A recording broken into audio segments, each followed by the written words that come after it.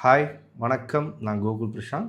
இந்த வீடியோ அப்படிங்கிறது ஒரு ஸ்ட்ராட்டஜி பில்டர் ஏன் முக்கியமானது, அது ஏன் பயன்படுத்த தெரியணும், அதுவும் ஆப்ஷன் ட்ரேடர் அப்படிங்கிறவங்க ஒரு விஷயம் நினச்சி ஒரு ட்ரேட் எடுக்கிறாங்கன்னா ப்ராஃபிட் பண்ணி தான் பண்ணுவாங்க அப்படிங்கிறது கிடையாது. லாஸ் பண்ணுறதுக்கான வாய்ப்புகள் இருக்குது. அப்போ அந்த லாஸை எப்படி தவிர்க்கிறது ஆர் குறைக்கிறது, முழுக்க முழுக்க தவிர்க்க முடியாது, குறைக்க முடியும். அதெல்லாம் எப்படி பண்ணலாம் அப்படிங்கிறதான் இந்த வீடியோவில் பார்க்க போகிறோம்.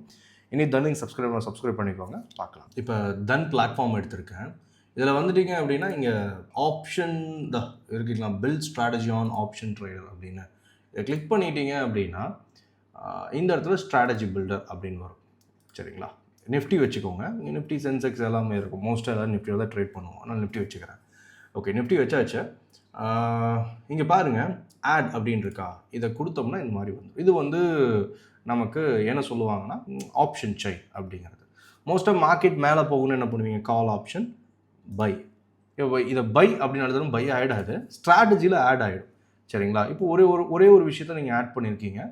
இங்கே என்ன பண்ணிக்கலாம்னா நம்மளால் ஸ்ட்ரைக் ப்ரைஸும் மாற்றிக்க முடியும். தென் மார்க்கெட் ஆர்டர் ப்ரைஸ் எல்லாமே இது பண்ணிக்கலாம்.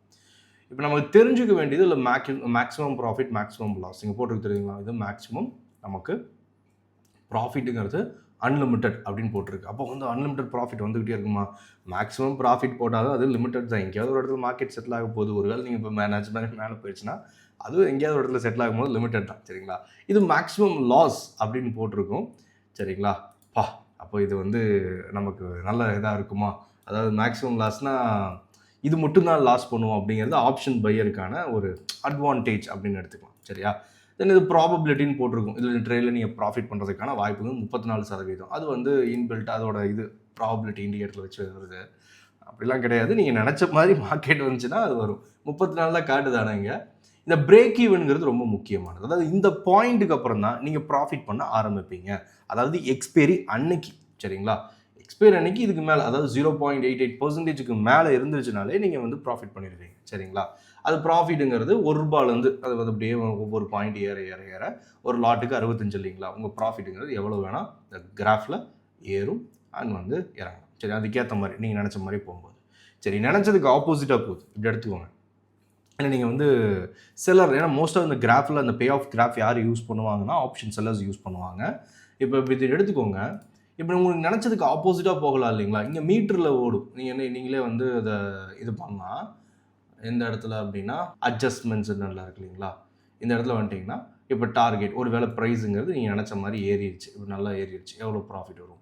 33,000 இல்லை இப்போ லைட்டாக ஓரளவுக்கு நினைஞ்சிருச்சு. எவ்வளவு? இது 17,000 ப்ராஃபிட். டே ஆஃப் எக்ஸ்பைரியெலாம் இங்கே போட்டிருப்பாருங்க. அட்ஜஸ்ட்மெண்ட்ஸில் வந்துட்டிங்கன்னா 4 நாள் எக்ஸ்பைரி இருக்குது. ஒவ்வொரு நாளும் ஒரு வேளை என்ன நினச்ச மாதிரி போயிடுச்சு, அன்னைக்கு எவ்வளோ ப்ராஃபிட் இருக்குது, இறங்கிருச்சு, எவ்வளோ லாஸ் இருக்கும் அப்படிங்கிறதெல்லாம் இந்த மீட்டர்லேயே நீங்கள் பார்த்துக்கலாம். ஒவ்வொரு நாளும் இப்படி அழுத்தி நீங்களே பார்த்துக்கலாம். சரியா, அந்த நிலமையில் என்ன இருக்கும், அதாவது நீங்கள் ஒரு வெள்ளிக்கிழமை பொசிஷன் க்ரியேட் பண்ணுறீங்க. Monday market opening. இந்த மண்டேனா நமக்கு இங்கே இருக்குது.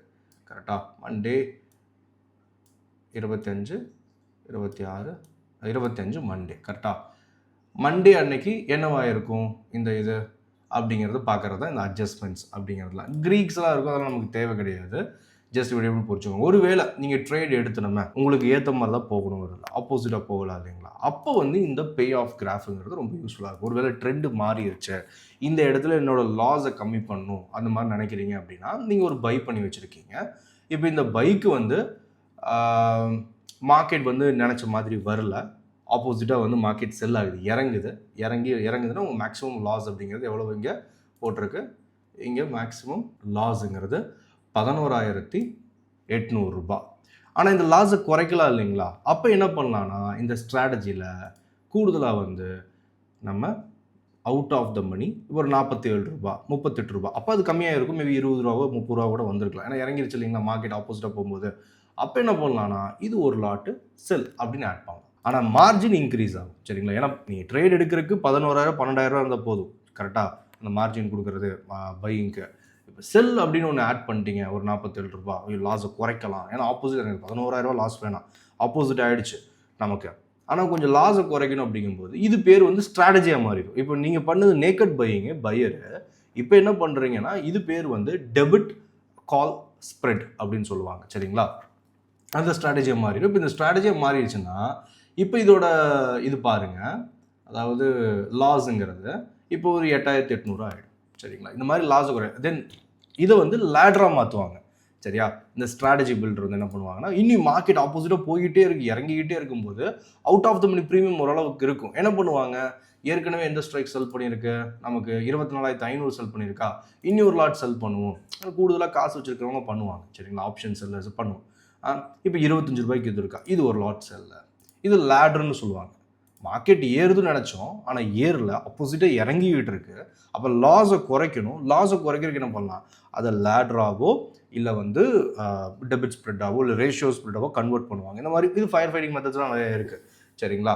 இப்போ இதை பண்ணும்போது நமக்கு அட்வான்டேஜ் என்ன அப்படின்னா, ஒரு ட்ரேடில் நீங்கள் என்ன மேக்ஸிமம் லாஸ் பண்ணணும்னு அந்த ட்ரேடு எடுக்கிறீங்களோ அதை லாஸ் பண்ண மாட்டீங்க. இன்னியும் லாஸுங்கிறது உங்களுக்கு ரெடியூஸ் ஆகும். ஒரு ட்ரேடில் எவ்வளவு லாஸ் நீங்கள் மினிமலாக பண்ணுறீங்களோ அவ்வளவு சர்வே அப்படிங்கிறது நீங்கள் பண்ணுறதுக்கான வாய்ப்புங்கிறது மார்க்கெட்டில் உங்களுக்கு அதிகரிக்கும். ஒரே ட்ரேடில் நம்ம வெளியே போகிறது கிடையாது மார்க்கெட் விட்டு. கரெக்டாக நம்ம பல ட்ரேட்ஸ் பண்ண போகிறோம். அப்போ லாஸ் பண்ணுற ட்ரேடை நீங்கள் கம்மியாக விடும்போது கம்மியாக விடணும், பிடிக்கும்போது நிறையா பிடிக்கணும். அப்போ இந்த கம்மியாக விடுறதுக்கான வாய்ப்பு ஆப்ஷன்ஸே என்ன ஏற்கனவே சொன்ன மாதிரி ஆப்ஷன்ஸ் பேர் வாய்ப்புகள் தமிழில். கரெக்டாக? அப்படிங்கும்போது வாய்ப்புகள் கொட்டி கிடக்கு, நிறைய ஆப்பர்ச்சுனிட்டிங்கிறது இருக்குது. ஜஸ்ட் வாங்கி வச்சுட்டு அப்படியே உட்காந்துருந்தோம், ஆப்போசிட்டாக போகும்போது லாஸு புக் பண்ண மனசு இல்லை அப்படிங்கிறத விட அந்த இடத்துல வந்து அந்த ஆப்பர்ச்சுனிட்டி, அந்த வாய்ப்பு இருக்கும்போது அதை பயன்படுத்திக்கிறது தான் இந்த ஸ்ட்ராட்டஜி பில்டர் இதெல்லாம் இருக்குது. சரிங்களா? அதனால் கண்டிப்பாக அதை வந்து நம்ம பயன்படுத்தணும். இதை வந்து கொஞ்சம் புதுசாக வரவங்களுக்கு இதாக இருக்கும், இது எப்படி இது வாங்குறது விற்கிறது கொஞ்சம் பழகுங்க. இந்த இதெல்லாம் சொல்லுவாங்க, அது பேர் என்ன, பேக் டெஸ்டிங்கு, சிமுலேட்டரு இதெல்லாம் சொல்லுவாங்க. அந்த மாதிரிலாம் போட்டு பார்த்து பழகுங்க. அப்போ தான் வந்து என்ன நடக்குது மார்க்கெட் வந்து, ஏன்னா மார்க்கெட் ஜிக்ஸாக்காக தான் இருக்குது. ஏறுற மார்க்கெட் இறங்கும், இறங்குற மார்க்கெட் ஏறும். சரிங்களா? ஜிக்ஸாக்காக தான் இருக்க போகுது. அதனால வந்து நீங்கள் இந்த மாதிரியான செல்லிங்கும் கூடுதலாக சேர்த்தி பையிங்கோட சேர்த்து தான் செல் பண்ணுறீங்க. மார்ஜின் பெருசாலாம் தேவைப்படாது. ஏன்னா இப்போ இந்த ட்ரேடுக்கு வந்து மார்ஜின் நீங்கள் போட்டிருக்கு பாருங்க, இன்னொரு செல் ஆட் ஆகிறதுக்கு முதல் ஒரே ஒரு ட்ரேட் எடுக்கிறதுக்கு மார்ஜின் எவ்வளோ, 11,800 தென் ஒரு செல்லை ஆட் பண்ணிங்கன்னா அது இங்கே போட்டிருக்கு பாருங்கள். மார்ஜின் இப்போ எவ்வளோ வருது அப்படின்னா, ஃபைனல் மார்ஜின் அப்படிங்கிறது நமக்கு 43,000 ஒரு மினிமலாக நீங்கள் ஒரு ட்ரேட் பண்ண போகிறீங்க. ஒரு 1,00,000 ரூபாய் நான் அதை வச்சுருந்தா தானே அந்த ட்ரேடிங்க்கு ஒரு இது வந்து ஒரு பிஸ்னஸாக நீங்கள் கன்சிடர் பண்ணி ஒரு ரெவென்யூ எடுக்கணும் அப்படின்னு, ஒரு நல்ல ரிட்டர்ன்ஸ் எடுக்கணும், ஸ்டேபிளாக இருக்கணும் அப்படின்னா இதுக்கு ஒரு அளவுக்கு டீசென்ட் கேபிட்டல் வேணும். அதனால வந்து தேவையான கேபிட்டல் வச்சுக்கோங்க. ஒரு 1,00,000 ரூபாய், ஒரு 2 லட்ச ரூபாய்னாலும் மினிமம் ஏதாவது இருந்தால் தான் நம்ம பையராக இருந்தும் அந்த லாஸ்லாம் குறைக்கிறதுக்கு ஏதாவது மாற்றி இந்த மாதிரி பண்ண முடியுமாங்கிறதெல்லாம் பார்க்க முடியும். சரிங்களா? ஓகே, இது வந்து கண்டிப்பாக ஓரளவுக்கு உங்களுக்கு யூஸ்ஃபுல்லாக இருக்கும் அப்படின்னு நினைக்கிறேன். இனியும் டீப்பாக இருக்குது நிறைய ஸ்ட்ராட்டஜிஸு இதை கன்வெர்ட் பண்ணுறதெல்லாம் அடுத்தடுத்த வீடியோவில் பார்க்கலாம். இது முக்கியமாக பேசிக்கு இந்த இதெல்லாம் எப்படி யூஸ் பண்ணணும் அண்ட் வந்து எப்படி மாற்றணும், இந்த வாய்ப்புகளை எப்படி நம்ம ஆப்ஷன்ஸ் எப்படி பயன்படுத்தணும் அப்படிங்கிறது ரொம்ப முக்கியமானது. அதனால் நீங்கள் உங்களோட அக்யூரசி இன்க்ரீஸ் பண்ணுறதுக்கு கண்டிப்பாக இந்த பே ஆப்ஷன்லாம் யூஸ் பண்ணுங்கள். ஃப்ரீ தான், நம்ம டன்னில் இருக்குது. அதை வந்து உங்களுக்கு வேறு ஏதாவது டவுட் இருந்தால் கண்டிப்பாக நீங்கள் கமெண்ட் பண்ணலாம். கரெக்டாக? நான் அதுக்கேற்ற மாதிரி பார்த்து ஒன்றைய வீடியோஸை நான் வந்து டீம்கிட்ட அப்டேட் பண்ண சொல்கிறேன். ஓகே, தேங்க்யூ மக்களே. அண்ட் அடுத்த வீடியோ பார்க்கலாம். அதுவரையில் பாய். Investments in the securities market are subject to market risk. Read all the related documents carefully before investing.